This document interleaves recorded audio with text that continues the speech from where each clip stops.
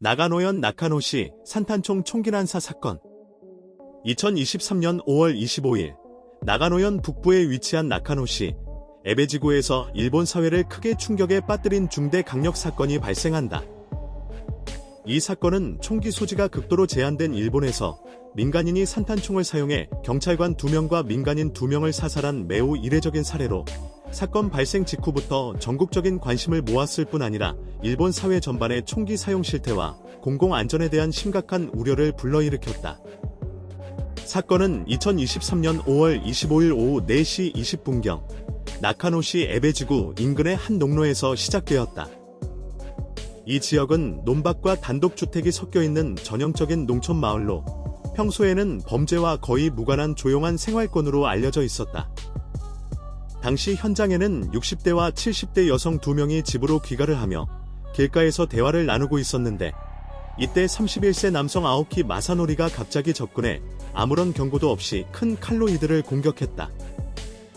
피해 여성들은 뒤에서 기습을 당해 제대로 저항하지 못했으며 한 명은 현장에서 직사했고 다른 한 명은 중상을 입은 채 쓰러졌다. 중상을 입은 피해자는 곧바로 병원으로 이송되었으나 끝내 사망하면서 이 흉기 공격으로 민간인 여성 2명이 목숨을 잃게 되었다. 사건 현장을 목격한 인근 주민은 즉시 경찰에 신고했고 신고 내용은 여성이 칼에 찔리고 있다는 매우 긴급한 상황을 전하는 것이었다. 이를 접수한 경찰은 나카노시 경찰서 소속 경찰관 2명을 순찰차로 현장에 급파했다. 경찰관들은 상황의 위급성을 인지하고 신속히 출동했으나 단순 흉기 사건으로 판단된 초기 정보로 인해 방탄복이나 사건 진압을 위한 중화기와 같은 특별 장비를 갖추지는 못한 상태였다. 경찰이 현장 인근 도로에 도착했을 무렵 상황은 더욱 심각한 국면으로 접어들었다. 아오키 마사노리는 이미 흉기뿐만 아니라 합법적으로 소지하고 있던 산탄총을 들고 있었으며 접근해 오는 순찰차를 향해 갑자기 총격을 가했다. 발사된 산탄은 순찰차의 아비류와 측면을 관통했고 차량 안에 있던 2명의 경찰관은 치명상을 입었다. 이들은 즉각적인 응급조치를 받지 못한 채 현장에서 사망했으며 이 사건은 일본에서 극히 드문 경찰관이 총기에 의해 사망한 사건으로 기록된다. 총격 이후 아오키 마사노리는 더 이상의 현장 접촉을 피한 채 도주하여 인근 주택가로 이동했다. 그가 들어간 집은 자신의 거주지이자 아버지 소유의 주택이었는데 그의 아버지는 나카노시 시의회 의장을 맡고 있던 지역 유력 인사였다. 이 사실이 알려지면서 사건은 단순한 강력범죄를 넘어 지역 정치와 사회 전반에까지 큰 파장을 미치게 되었다.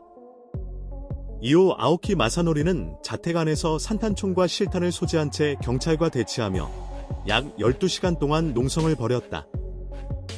경찰은 즉시 주택 주변을 통제하고 인근 주민들을 대피시키는 한편 만일의 사태에 대비해 특수부대를 투입했다.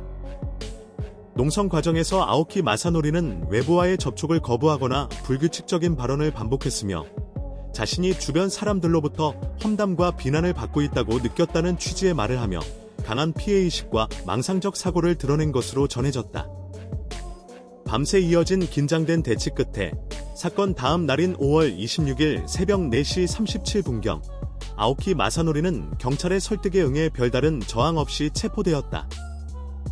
체포 당시 추가적인 총격이나 인질 상황은 발생하지 않았으며 현장에서는 범행에 사용된 산탄총과 흉기가 모두 압수되었다. 한편 아오키 마사노리는 농업에 종사하던 인물로 평소 수렵을 목적으로 엽총과 공기총 등 총 사정의 총기에 대해 합법적인 허가를 받아둔 상태였다. 주변 이웃들의 평가에 따르면 그는 고등학생 시절까지는 밝고 활발한 성격이었으나 도쿄의 대학에 진학한 이후 성격이 크게 변했다고 한다. 대학 입학 후 얼마 지나지 않아 고향으로 돌아왔고 이후에는 사교성이 눈에 띄게 줄어 아버지가 걱정할 정도로 타인과의 접촉을 꺼리게 되었다.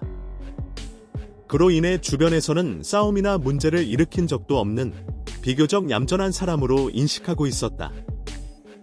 또한 대학 중퇴 후에는 마을 축제 보존회나 소방단에 소속되어 지역 활동에 참여한 이력도 있었다.